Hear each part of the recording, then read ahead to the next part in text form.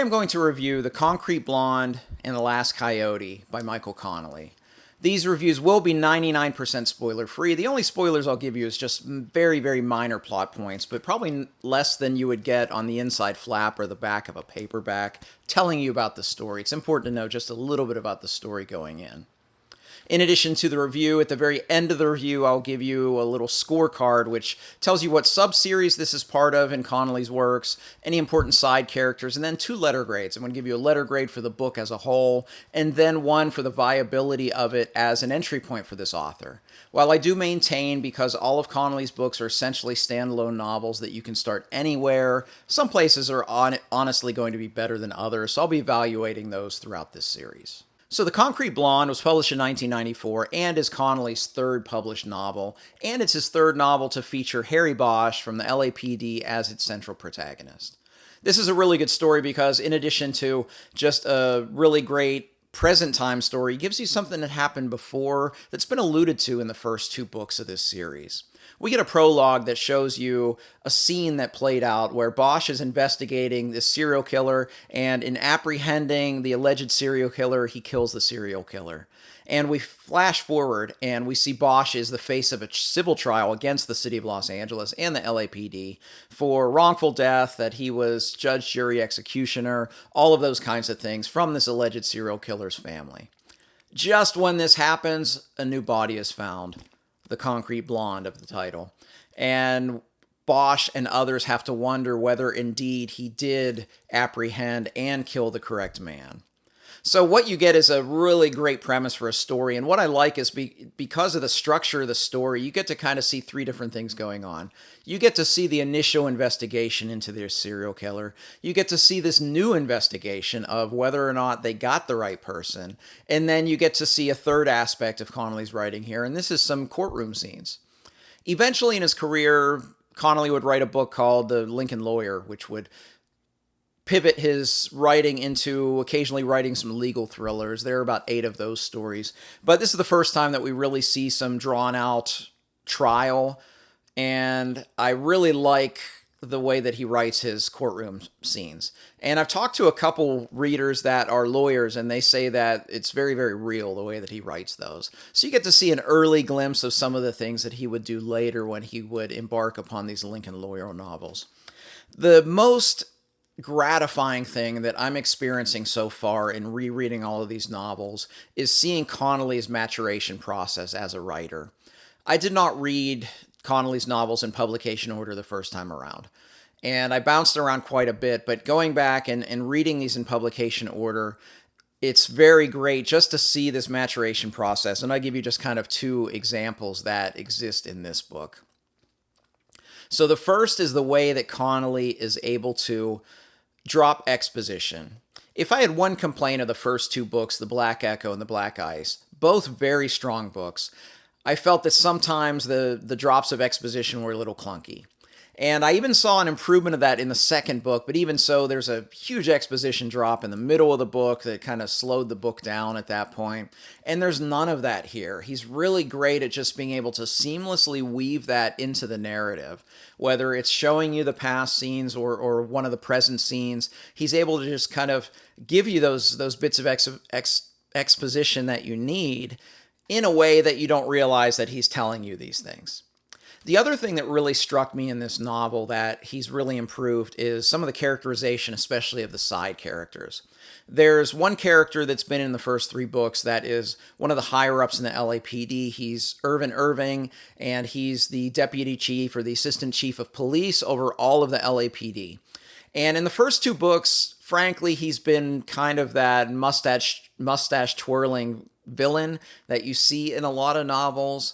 Well, in here, you see him portrayed much more subtly. You see a bit of nuance, and he feels like a human being. There's a really, really great scene in here between him and Bosch that will make you see Irvin Irving as more of a human rather than this caricature of this character that we see in crime novels. We see it in crime television and movies as well, kind of the overbearing, out of control bureaucrat that's in charge of a police force. But he feels really, really human in here. I like that we get in this book, early in this book, we get one of his most important mantras, that is Bosch's mantras, everybody counts or nobody counts. And you see that in here, and especially in the fourth book that I'll talk about in a minute. But this is a level up from the first two books. And I really enjoyed the first two books. I've always said that Connelly hasn't written a bad book, and at least 4 books, well, 3 books with this one, into this series, that rings true and remains true to me. But I do feel that this is a bit above the first 2 books in the series, and the first of pretty much a long string of great books, one right after another. So onto the scorecard. The major protagonist in The Concrete Blonde is Harry Bosch. Secondary characters that are of importance are Irvin Irving and Jerry Edgar, who is Bosch's partner. And in this book, you start to see a little more of the deviation from the character in the Bosch adaptation that you see on Amazon versus the Jerry Edgar that you see in the books. As for letter grades, Concrete Blonde is an A. It's a fantastic book. It's a really great Bosch novel. And I think as an entry point, it's an A as well. I think this is a perfect place to enter because you do get some of those flashbacks. You start to see some earlier scenes with Bosch and see some scenes of showing what he is and why he is in the places that he is in the Hollywood division. So overall, Concrete Blonde, great Bosch novel, great entry point. So The Last Coyote is the 4th novel of Michael Connelly. It's published in 1995 and is also the 4th novel to feature Harry Bosch as the central protagonist. So for years, when I am forced to give a recommendation for one of these Connelly novels, because generally when I give a recommendation, I say just read one. They're all great. But when I'm forced to pick one, when I pick one Bosch novel, this is the one that I always went to because I always thought of this as the greatest of the early Bosch novels.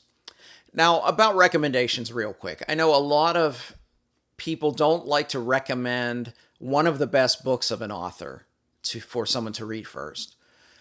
I'm the opposite. I want someone to be like me. I want them to fall in love with an author and to read everything or almost everything. So when I give a recommendation, I'm usually giving one of the top books that I've read from an author.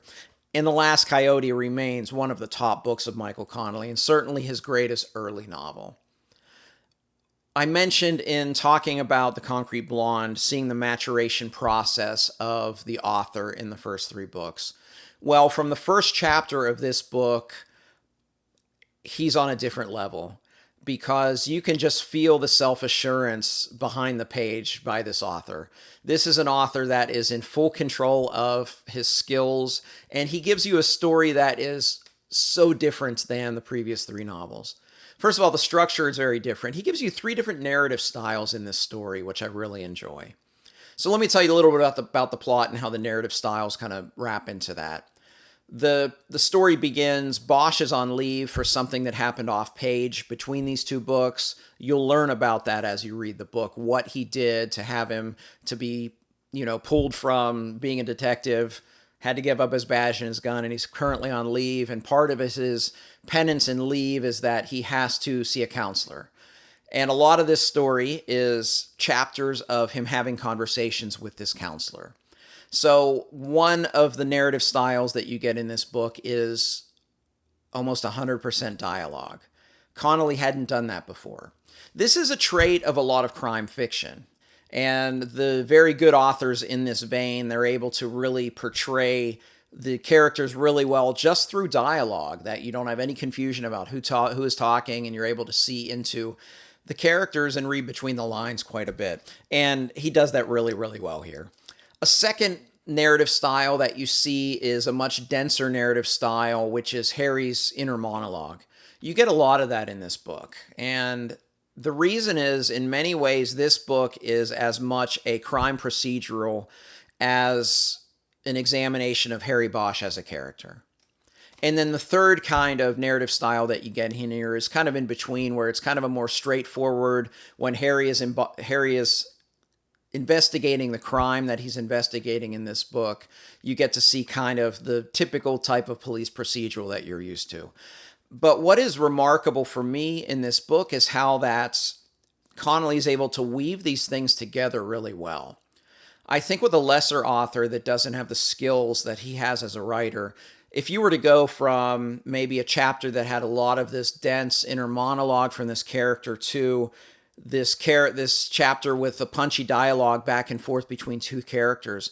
Honestly, it might feel a bit jarring, but the way that he was just kind of able to weave these different narrative styles together, I think is quite exceptional. The story itself is the most significant story of the 4 books up to this point of Connelly's oeuvre. This is a story of Harry investigating something that touches him personally, the murder of his mother when he was 11 years old. And I mentioned the mantra, everybody counts or nobody counts. This is a situation where he wonders if the investigating officers 30 years in the past thought that perhaps his mother didn't count. So he's investigating this crime. But what's really interesting in this story is that you see very early on, the first chapter again is this dialogue between Harry and this counselor. Harry's in a pretty dark place at this point. Some things have happened to him, not just kind of the demotion from his job, but some other things have happened to him that leaves him in kind of a vulnerable state, and he's in a very dark state at this point.